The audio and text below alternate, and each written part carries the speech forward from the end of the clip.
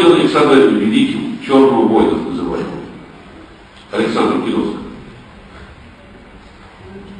За уничтожение того, что он уничтожил Веды, которые были нашим предкам, предали в Индии. Его задача была, он уничтожил 6 тысяч курбыков, на которые были записаны старые индийские Веды, в оригинале, которые были переданы индусам порядка 4000 лет назад, 4,5 тысяч назад.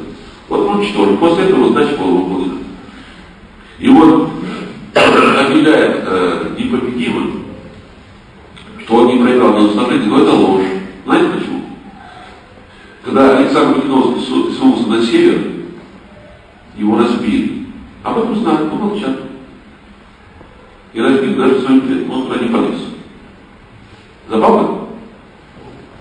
Ну и так далее. Так вот, кого делать великим? Те, кто для социальных поразительных